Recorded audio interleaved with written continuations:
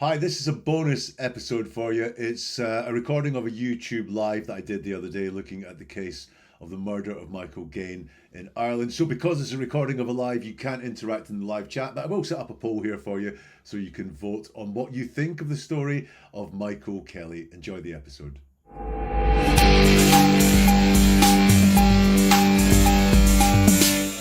Hello, and welcome to Never a Truer Word, where we look at the words that people choose to use to see if they're telling the truth, the whole truth, and nothing but the truth. It's great to have you here because what we do is look at the words and only the words of the person talking. I try and get rid of everything else that I can think of, anything else I know, to avoid bias, and just look at the words, because inside those words, that's where you will find possible truth, possible deception, and the motivations of a person too. And this is live, so welcome along. If you are live, do get involved. One of the reasons I want to do this live is because I really value the comments in the live chat, and the questions in the live chat, and the observations in the live chat as well. So if you are taking part live, do get involved. It'd be great to hear from you. Also, we have a poll up and running on the whether you believe the story that we're going to look at just now. So we will be able to check in on that and see how it's going. So do have a vote in the poll if you are watching too. If you're part of the replay crew, great to have you along. Or if you're listening to this on podcast, just get involved in the comments if you can, or get in touch on social media around this story too. So let's delve into the story. And it's one from Ireland, and it is about Michael Gaine. Michael is a guy on the right, if you can see. Michael is a farmer, and that's in Kerry in Ireland. And he was reported missing on March the 20th this year.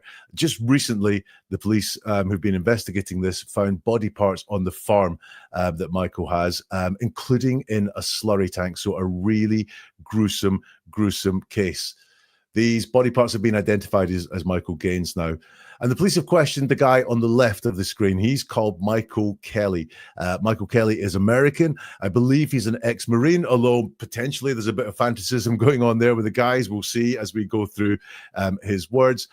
They've released him. They've questioned him. I think he was arrested, and he's given an interview to the local press in Ireland. I think the Irish Mirror. I've linked to a YouTube in the show notes if you want to actually listen to the interview. It's been recorded, and hear how this guy sounds. But however, he is going to deny all involvement, and I think I've got to make that very, very clear.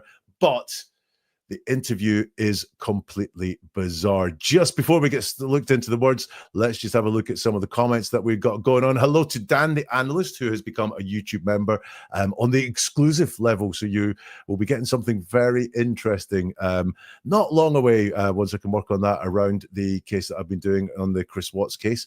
So look forward to that. And thank you for being a member, Dan. Hello to Mick, who says, unless there's chain marks, this will never be solved. Let's hope the case is solved, although it's going to take something based on what I've read. And Sarah says, I don't believe him. So she's coming in early with her thoughts on this. And let's see if you are right, Sarah, as we dive into the words of Michael Kelley. So the interview starts with, you were arrested. You are a suspect in this case. I want to ask you about that. How do you feel about that? And his answer is, it's an ongoing observation. It's an ongoing investigation, and so commenting on it would probably be incautious. Now, there's a non-answer. He doesn't tell us how he feels about that, so he is avoiding the question straight away.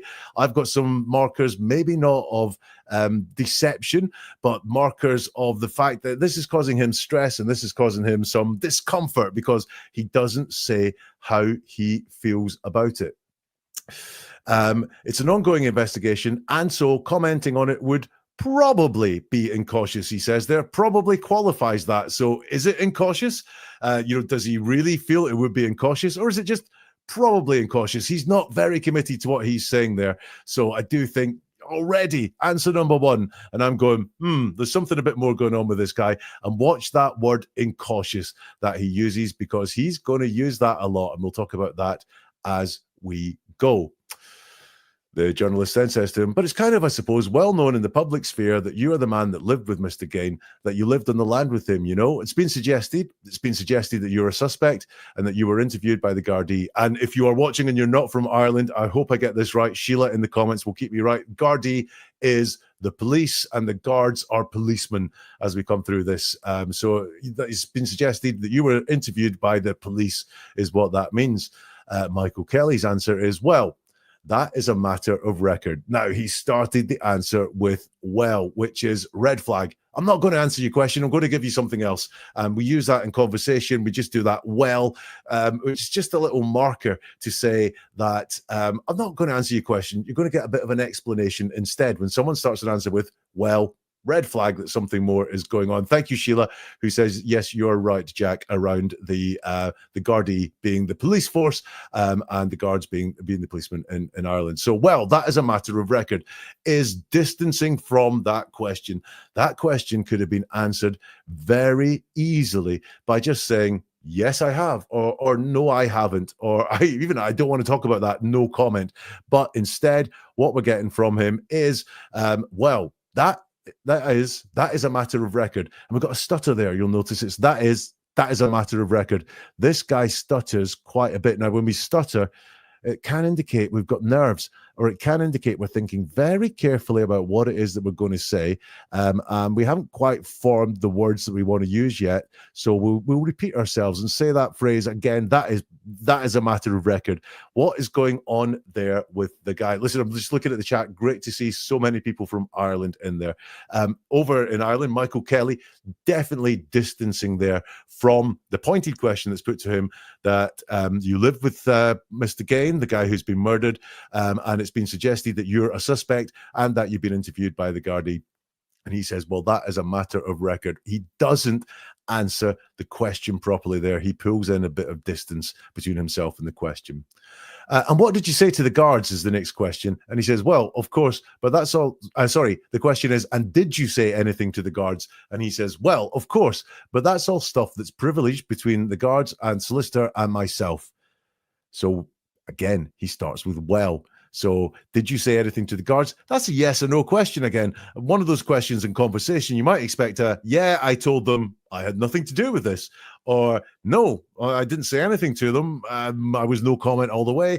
Yes would probably be the most expected one, but no would be a legitimate answer there. And instead, he doesn't say yes or no. He just says, well, of course, but that's all stuff that's privileged between the guards and solicitor and myself. Of course, there is a convincing line. It is something to gain authority when you're answering a question. Of course, how could you be so stupid to answer that question? Your questions are a little bit dumb. You're asking the obvious questions. Of course, I said something. So he's trying to gain some authority there with that. Of course, it's also like, don't question me any further on this. It's a stupid question. So look, we're a couple of questions in. This guy's really shutting down and closing down there. The journalist then goes on to say, I'll be fair to you, sir. Do you deny any involvement in the murder of Mr. Gaine? And the reply is yes.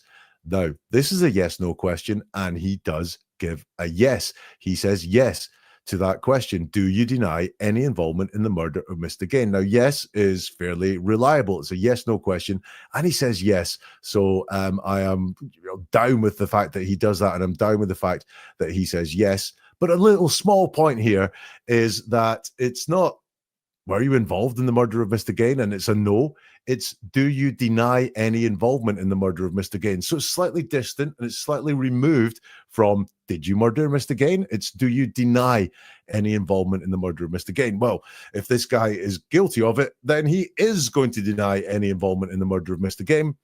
And if he's innocent, he's going to give the exact same answer. So really, this answer, although reassuring, although it's a yes to a yes and no question, it doesn't give me a whole lot of comfort that he is denying involvement in the murder. He's saying, I'm not involved in the murder. The next question, and do you understand that the Gardaí are at the moment treating you as a suspect, or do you think that they are? And his answer is, listen, man, that's a matter of record. So look, we have no answer there at all to that. It's just that's a matter of record. Well, is it yes or is it no? Why are you creating all this distance and just shoving him off to the record, if you like? And also that, listen, man, that's a matter of record. That's another one of these things to say that we have some authority going on here that, listen, That's a matter of record. It's trying to gain this upper hand here. It's trying to say to the guy, be careful of the questions you're asking me, because I think I'm going to treat them as if they are all a little bit stupid there. So here we go. Already getting all the red flags here from the way he's answering. The journalist then goes on to ask, well, it's a matter of record that they are treating you as a suspect, and it's a question. There's an inflection in his voice there. It's a matter of record that they are treating you as a suspect. And his reply is, well, what they're doing is a matter of records. Who their suspects are is a matter of record. So we've got the well once more, which is just his standard way of doing it. So every time he's answered one of these questions, I'm just getting, he's super sensitive about the questions that he is being asked. He's using this well, which is, I'm going to give you something that is an explanation. It's not an answer to the question, and I'm flagging it up because I'm using that word well, and what they're doing is a matter of record. Who their suspects are is a matter of record. I did notice that he did say who their suspects are is a matter of record. Suspects plural is what he said. Now, I do not know of any further suspects than Michael Kelley in this case. I don't even actually know if he's formally been named by the police as a suspect, and he's not helping us out here at all. There's no anger in him and saying, yeah, I'm a suspect, but I didn't do it. There's no denial that he's a suspect. He's just avoiding all of these questions. But suspects plural, very interested in that one. The journalist says to him, do you accept that you're a suspect? And he says, do you know who I am? And the journalist says, I do, of course, Mr. Kelley, yes. So then why you ask? Is anyone any the wiser into the words of Michael Kelley as to whether he is a suspect or not? He does not want to confirm that one bit. But also, what would be really easy, you ask me, am I a suspect in this murder? My answer is no, I'm not a suspect. So I think we can take that as a yes. But really, what we have here is just this huge distance between the questions he's been asked and the answers that he's given. He just will not answer this question. The journalist says to him, I think your perspective on it is important. And he says, but whether or not I'm a suspect is not a matter of perspective. It's a matter of public record. If you have it, right.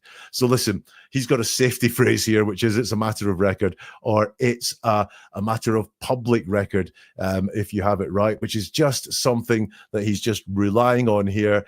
He thinks, so maybe he feels, maybe it is giving him safety, but really it is showing that he does consider himself a suspect because he's not denying that fact. And it shows that he's very, very distant from all of this. So far, when we've looked at it in this introduction part, if you like, of the interview, I have seen no lies. I haven't seen any lies whatsoever, but sometimes the truth is not the whole truth. Sometimes we hide things through omission, but he will not engage in the question around whether he is a suspect. And also, he's keeping it very safe. He talks about this in cautious way of doing things. And also, he just relies back on this phrase. Now, let's have a look at some of the things that you guys are saying before we move on. Sheila says storytelling. Yeah, that well, here comes an explanation. I'm going to we do, it's very natural, but that well at the beginning of an answer just says, I'm going to give you something else, an explanation, a story. I'm not going to answer your question, or if I do, it's going to be in a very roundabout, circuitous way. Sarah says that he is a bad liar, in my opinion. Sarah, stick with this because I think we're going to see just what kind of person, what kind of truth or deception it is that he's saying. And thank you, Sinead, for this one. The journalist stated that he was expecting Kelley to shut down the conversation, so he just asked what he could. Questions could have been asked better. I'm not knocking the guy. Number one, Michael Kelley looks scary to me, so I would be a bit worried about confronting him. And number two, I think, this is a guy who's not playing ball. You've got to expect the guy was going to be hostile if you're going to ask these questions. Look, you might well think that this guy potentially has murdered someone, so ain't no way I want to get too close to all of this. Let's carry on then. And the next section, the journalist says, what do you think happened to Mr. Gaine? And Michael Kelley's response is, it would be incautious for me to comment on an ongoing investigation in accordance with the advice of my solicitor under, and then there's something unclear. If you actually do go to the link and listen to what the interview sounds like, it's recorded somewhere like a market or something like that. So it is Black Widow. Thank you for your comment. I will save that for later. It's very busy, so some of this is a little bit unclear. Sometimes I've taken a best guess at the words. I'll let you know when they are. If I just cannot make them out, I'm going to tell you it's unclear.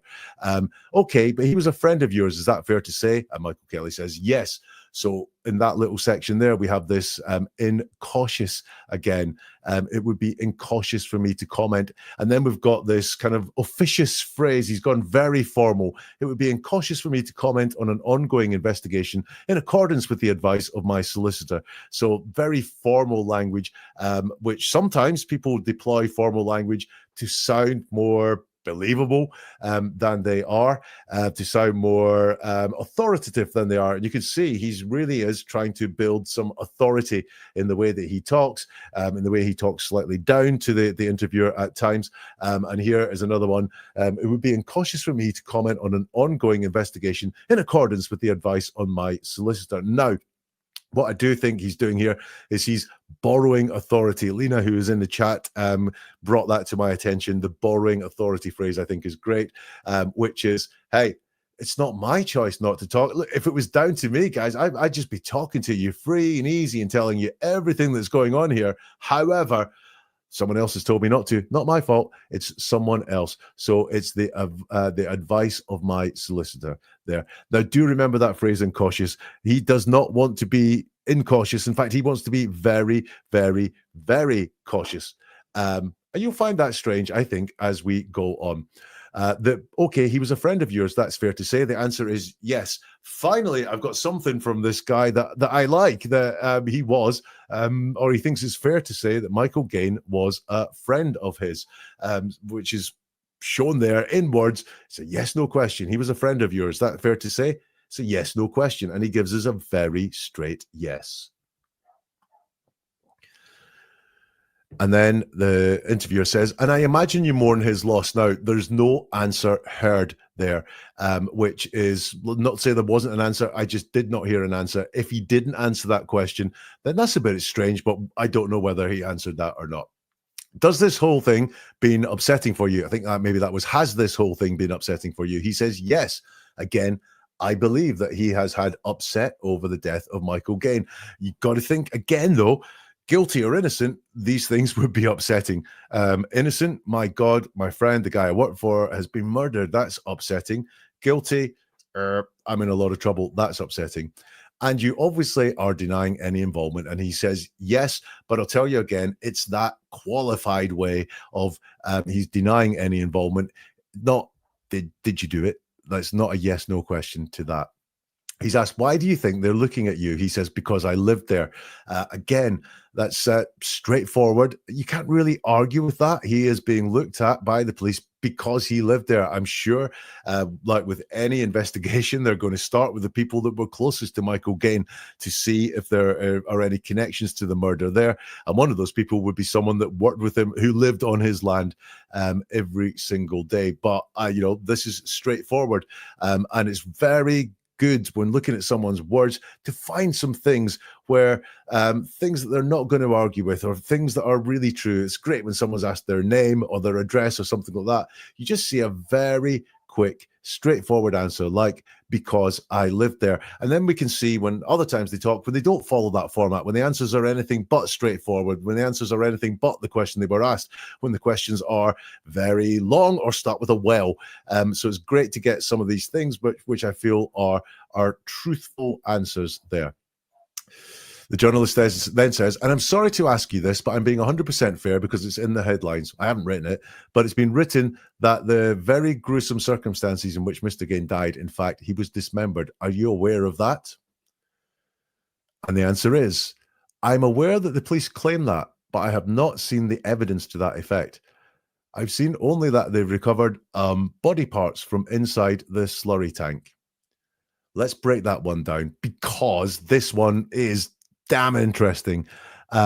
So once more, we got a yes/no question, and he doesn't say yes or no, and he gives a longer and more convoluted answer here. So why is he not saying yes, I'm aware of that? No, I wasn't aware of that. Why is he basically telling us a bit of a story, giving us an explanation? I'm aware that the police claim that. And then he says, but I have not seen the evidence to that effect. Now, if you hear that the first time, you might be thinking, what he's saying is, I haven't seen any evidence to that effect, or there's nothing to prove that. But he's saying, I haven't seen the evidence to that effect, which is saying that the evidence does exist. It's the evidence to that effect. It's not any evidence to that effect. It's the evidence, suggesting in his head, he thinks that the evidence that Michael Gaine was dismembered does exist. I think that's a very revealing phrase there that he, and by the way, I should say that I think this was done at the time before Michael Gaine had been identified that his was the body or the body parts that were discovered on the farm and in the slurry tank. But Michael Kelley, does think that there is evidence to reflect that fact that it was Mr. Gaine. And that he was dismembered. He says, I've seen only that they recovered body parts from inside the slurry tank. Now, I'm going to deal with the first of all, which is something that this guy seems to do before mentioning very sensitive things. It can be a stutter, or there can be an or an ah, and body parts very potentially is a sensitive thing. But what we get from him is body parts, almost as if it's hard for him to say body parts. And then he says from inside the slurry tank. And again, that's showing a closeness. It's very much like the evidence. It's as if he knows the slurry tank. Now, maybe there was only one slurry tank there on the farm, but it's the slurry tank. Body parts from inside the slurry tank. It just shows closeness to that slurry tank. He carries on. But I have not seen that those body parts have been identified as Michael Gaine. Now, that, again, just let me reiterate, this interview was done before Michael Gaine was identified as the body parts. But I have not seen that those body parts have been identified as Michael Gaine. Suggests that he will, that he can see. So, again, to me, a couple of things there. And remember the context that this was not publicly announced at this point, that these were Michael Gaine's body parts. Certainly possible in his language that he has foresight, that there is the evidence and that it will be able to see that these body parts have been identified as Michael Gaine. He then says they're said to be, but they haven't yet been identified. So here's another thing saying yet. So when we say something hasn't happened yet, it means we fully expect that it's possible, at the very least, that it will happen in the future. Likely that it will happen in the future. I haven't had my snack yet, means that I am going to have it. But we've got a yet here. Look, three things there that said to me he has knowledge that these body parts are Michael Gaine's. He then says, right, so we have body parts. Now that right, again, I think is part of this attempt to get authority, right? Get an agreement, just saying this is all right. So we have body parts. Who's we? That suggests him. We have body parts. He's part of we. And so, again, just this answer here, I think, very revealing, but we don't know whether they're Michael Gaine's. Now, I want you to remember that line for later. If you remember nothing else from this whole answer, and I think you should, because things like the evidence, not seen, yet being identified are very, very telling. But we don't know whether they're Michael Gaine's. Two things. He doesn't say, I don't know whether they're Michael Gaine's. Is this we have body parts? We don't know. But I do want you to remember, he says, we don't know if they are Michael Gaine's. And I was not shown any evidence of that. Then there's something unclear. But again, you're denying involvement in what happened here. He's asked, and he says yes. So in this extract here, he's now being less safe. Do you see that? He's now... this is something that happened. It's really, really hard to keep up a pretense for a long time. So you may start off with this no comment, but something will goad you, or something will come to your mind that you think is a smart thing to say, and you will get out of this rut of just going, yes, well, and all those things. And he's starting to talk a lot more now there. So he seems to be delaying things, but he's very open to those being Michael Gaine's body parts. Let's have a look in at your comments so far. Black Widow says, I wouldn't chat to him in a busy Tesco. He's an odd guy. I think I might be avoiding him as well. Sheila agrees. I certainly wouldn't cross him. Sinead says, Kelley comes across very poorly. He's not the full shilling.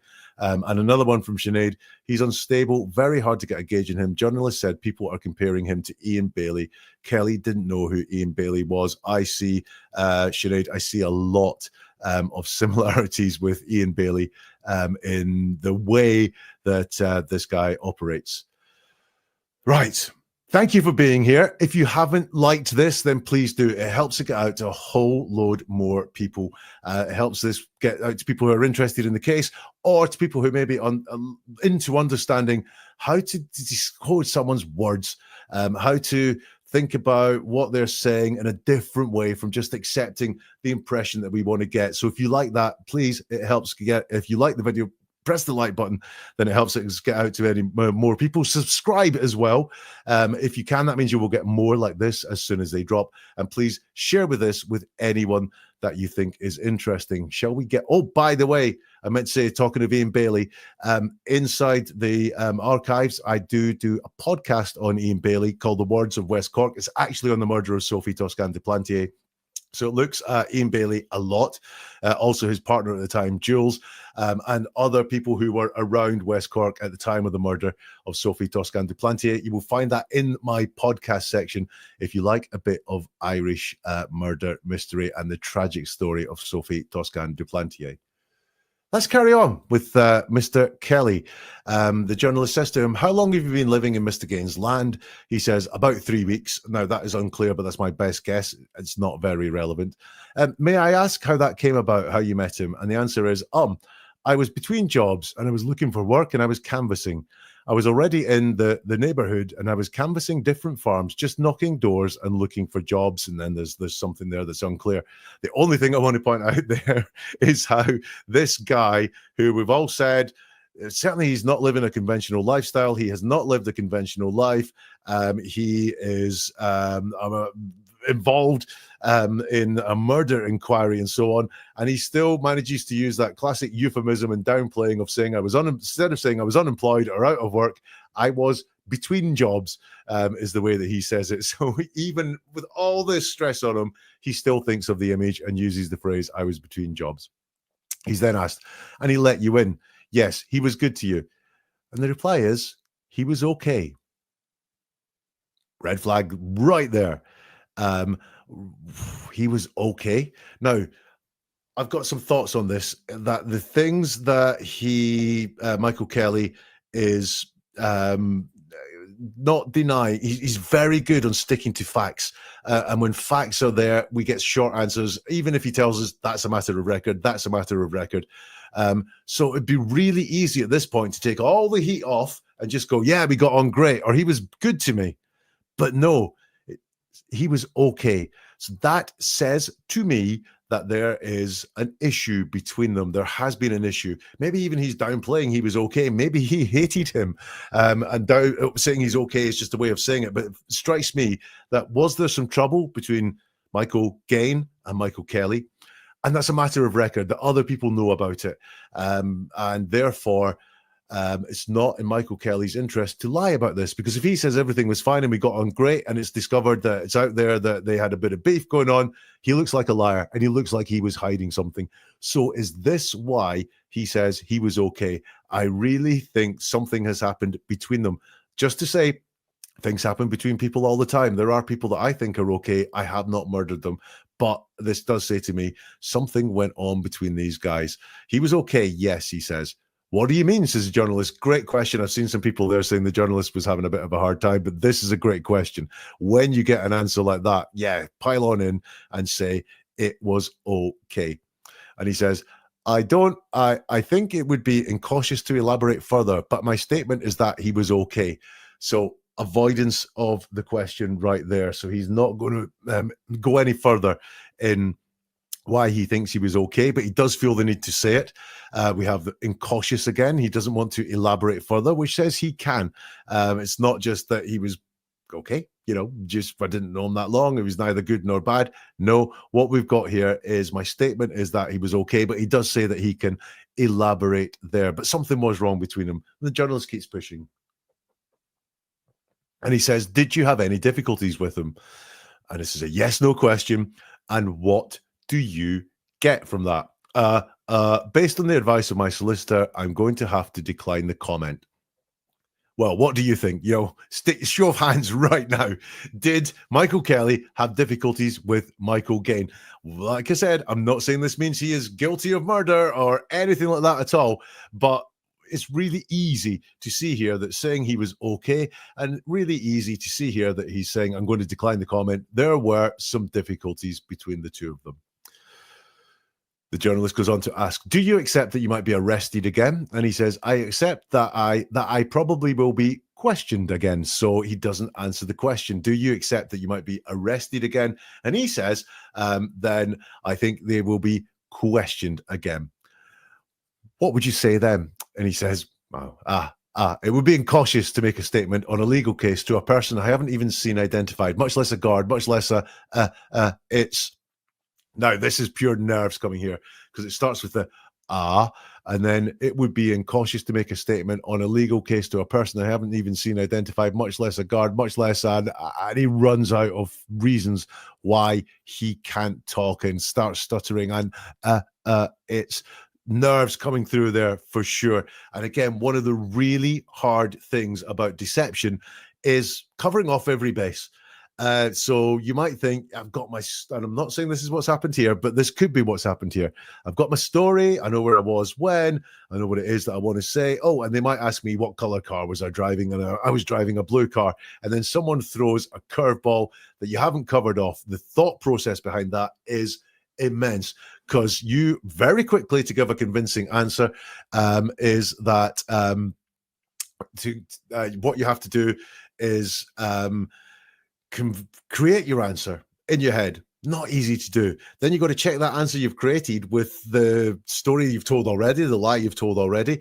Then you've got to create that lie, make sure that it fits with the facts as people know them, all in seconds, half a second. And it's really, really stressful to do. So is that what we are seeing here? It's an unplanned question. It's something he doesn't have an answer to, which is why he's just leaning back on what's comfortable for him. It would be incautious to make a statement. Then, I don't even know you. And then, all spluttering out there. The journalist says to him, well, look, you're going to be in the news no matter what. So I'm trying to be fair to you, And he says, well, then you're also doing your job as a journalist. And I respect that. Also, I think he's starting to fray a bit now, from the how did you get on question. That seems to have upset him a little bit from that point when he was asked, how did you get on? And it was okay. He's starting to just fray round the edges. The journalist says to him, where are you from? Maine. There's one of those great questions, like how do people talk when it's the truth? One word answers, very quick answers. Where are you from? Maine. How did you come here? I think it's on an asylum basis. The word asylum is definitely mentioned there, but I think it's on an asylum basis. An asylum basis, he says, yes. 3 years ago, 7. 7 years ago, okay, so you've been effectively homeless. And he says, yes. And he's asked, okay, do you have any family or anybody? And the answer here, I think, is very instructive about what happened. He says, yes, I left behind a house, family, everything. Look at the question that he was asked. Do you have any family or anybody? And he doesn't mention family. First of all, the first thing he mentions he left behind is the house. And then the family. And then a very generic everything. The order we mention things can be very revealing. House here, the house he left behind seems to be more important to him than the family that he left behind. House is a key thing to Michael Kelley. Talking of family, he's asked, do any of them know you've been arrested? He says, yes. And he's asked, what do they make of it? And he says, I can't answer for them and what they make of it. Now, this was a shout from Lena as well. So thank you very much for this, Lena. If this guy was a US Marine, did he have some training in interrogation avoidance or dealing with it because, well, look, I've done the other thing. I've trained politicians in my time back in the day. And one of the things that we taught them to do was, number one, facts. Don't deny facts. So anything where you could be proved wrong if you say the opposite, just don't deny those facts. Don't make up facts or anything like that. And the other one was don't speculate. So if it was, what do you think the Prime Minister is going to do next week? Do not answer that question because it's speculation. And this seems to be going the same way. He doesn't deny facts. He might distance himself from facts, but he really does settle down with the facts. And then when he's asked, what did they make of it? That's a classic media training in my world, but classic potentially resistance to interrogation training of don't talk to speculation. What do you think the army's going to do next? I can't answer that. I don't know that. It would be speculation. So has he had some training? And is that why we're seeing this authority there, this not getting involved in trying to twist facts or anything like that? And also when he said we were okay, don't get caught in a lie. Has he had some training here? He's asked, do you think there's someone else that's responsible for Mr. Gaine's murder? And he says, that's the obvious deduction, isn't it? Somebody is. Well, it's a yes-no question again, and he doesn't answer it properly. He doesn't say, yes, I do, or it's not me, so it must be someone else. He says, that's the obvious deduction, isn't it? So again, he's trying to give this authority. Hey, stupid question, journalist. Why are you asking me these stupid questions? Why are you asking me obvious questions? These answers are obvious. He says, that's the obvious deduction, isn't it? And by the way, very often not obvious questions. And then he says, somebody is. Somebody includes him. He doesn't say he's not involved here. He doesn't say that there is somebody else. He only says there is somebody. He's asked, do you accept that he was murdered? And he says, no, it's an alleged murder. What it is a missing persons case in which a man is missing, in which body parts have been found in the possession of that man. Right. Complicated. Very, very complicated. Very impersonal as well, because he doesn't talk about, my employer, the guy I knew, Michael Gaine, is missing. No, it's just a man is missing, and they have been found in the possession of that man, not Michael, because what he's about to say is where it all gets a little bit bizarre. He says, so those are Michael Gaine's body parts in that tank. Now, remember earlier, he said he didn't know whose they were. But listen, he's not saying that those body parts are the body parts of Michael Gaine. Oh, no. He says they're belonging to him. Maybe not of him, but they are his property. What? So earlier, we had body parts. Now, Michael has them, as in Michael Gaine has them, because they're his possession and his property. Now, earlier he said, we don't know they are his. And now he is saying, I do know they are his, even though he's wrapped it up in this technicality of it's they're his body parts because they're on his property, very much like my front door is my front door because it's on my property. He's wrapped it up in this technicality, but earlier he said, we don't know they are his, and now he's saying they are his. Then he says, so you understand those body parts in that tank are Michael Gaine's property. Okay, you understand that now. So twice he's using this, you understand, which again is this authority that he wants to give.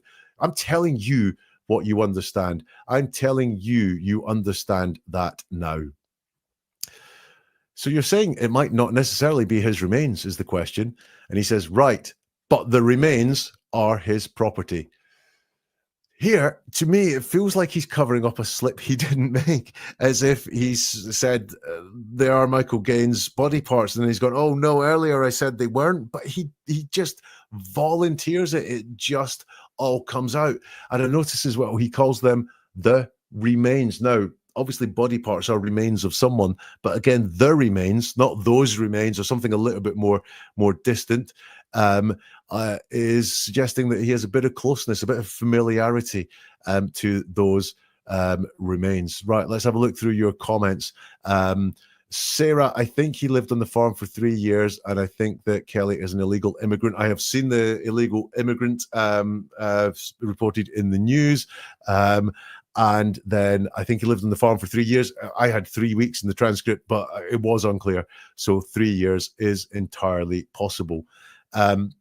Anders, I think he slipped in the dismemberment questions. I thought it would be better to say that he hadn't heard any more about it. Completely agree. And then we have Sheila saying obvious to who. So that was in the, it's obvious that someone else has done it. Yeah, very often when someone uses that language, like it's obviously bum, bum, bum, bum, bum. It's not obvious. What they're trying to do is convince you that it's obvious. It's convincing language. Even though it's not obvious to you, many people will come away going, oh, no, if it's obvious, then I'm really stupid asking that question. So that is why these people use those words. And then Lena says he's slippery as an eel. Yeah, I think he might be. And Sheila again says he sounds controlling in the you understand comment. Yeah, I think there is a lot of controlling, Sheila, coming through in his words with this attempt to get this authority as he talks. Right. Let's get through into the next section, because if you thought it was bizarre so far, you heard nothing yet. Were you on the farm? You weren't on the farm when they were discovered, he's asked. He says, I was. Yes, once more. He's like being really right there on the factuals there. You were? Yes, he says. So again, he's just not denying those things. And how did you react to that, he's asked. And he says, they didn't disclose to me that they discovered it. I had to deduce it.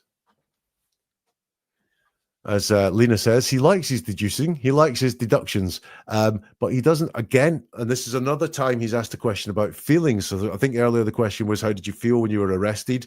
And this time it's, how did you react to the guy that was your employer, potentially for 3 years? Thank you for that one. How did you react to the fact that, the body remains were discovered and so on? He doesn't tell us. He just says, they didn't disclose to me that they discovered it. I had to deduce it.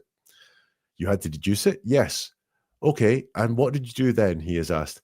And he says, I lived my life. I mean, you understand, I was homeless other than that farmhouse. I lived my life? I mean, you understand, I was homeless other than that farmhouse. Now, that sounds cold. That sounds really, really cold. As well as we got on okay. I live my life. That sounds cold. I mean, you understand. We've got that authoritative, convincing language again. I was homeless other than that farmhouse. Now, have you noticed a theme of homes coming through in the words of Michael Kelley? He talked about going door to door to get jobs, not workplace to workplace, but door to door. He talked about home, the home that he'd left behind in America, came before family, and now he's telling us he was homeless other than that farmhouse. So homes, homelessness, very big theme with this guy. Okay, says the journalist. And I was there for 6 weeks of the investigation, and there are inconsistencies in their claims because they completely searched those tanks within the first week. What I picked up there was the plural of tank. Tanks is what he said. They completely searched those tanks within the first week. Now, remember, he talked about the tank. Something interesting there. Again, I think he has a hell of a lot to knowledge, inside knowledge, things that he maybe shouldn't know there. And he's going extra because he's just put to him, okay. And then he decides to tell us some other things, which is here, I think, building his defense that this investigation maybe wasn't all it seems in his description. What are they claiming then, he's asked? They're claiming that they just discovered these body parts. I know that they searched those tanks thoroughly within the first week, and it was reported in the news. Interesting one there. I know they were searched those tanks thoroughly, and it was reported in the news. So this to me suggests that he might be backing out of what he says there. I know they searched those tanks thoroughly. Like, how does he know they searched those tanks thoroughly unless he was there searching with them or keeping a very close eye on what was going on? And I think he realizes that. And then he says, and it was reported in the news. By the way, it wasn't just my observations that led me to that. It was also, because I followed the case in the news there. The journalist says, would they have missed them? And he says, no. How does he know that? How does he know whatever state things were in, however the tanks are set up or anything like that? How does he know for certain with that one word answer, would they have missed them? No. How does he know that? So you think they were placed thereafter? And he says, no, can't follow the logic there. So neither can the journalist, because he says, what are you saying? And he says, I'm saying that the guards are not being completely forthright with all the elements in this case, because there may be elements that they want to string me up because of my asylum case and what that's all about. So we've got more, I think, building the defense here. But you'll see there that while it might sound like what he's saying is the guards are crooked, you can see it's qualified and weakened to hell with the words he uses. The guards are not being completely forthright with all the elements. It's not the guards are lying. It might not be being completely forthright with all the elements in this case, i.e. they are being forthright with a lot of elements in this case, because there may be, so not definitely, may be elements that they want to string me up because of my asylum case and what that is about. String you up, says the journalist. Now, look, as much as this guy got a hard time in some of the comments, he really is listening and seeing the key stuff that Michael Kelley is saying and zoning in on that. String you up. Yes, the asylum case involves international crime that extends to Ireland, human trafficking. So he is building his defense again here. He's setting out a narrative, but, he's not buttoned down. And remember all that caution? All that being cautious to talk about this, and I can't give you a statement about that, and that's privileged information between me and my solicitor and the guard.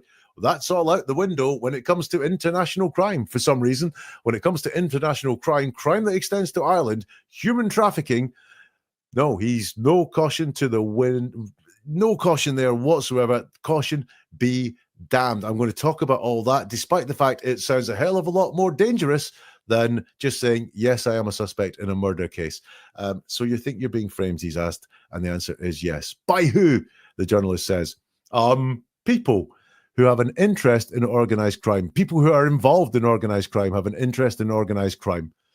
This does not feel very cautious at all. It also doesn't feel very real because people is a dead giveaway.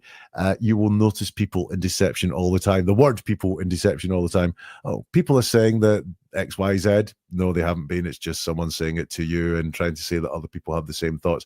People who have an interest in organized crime. So again, it's not sounding, it's not organized criminals.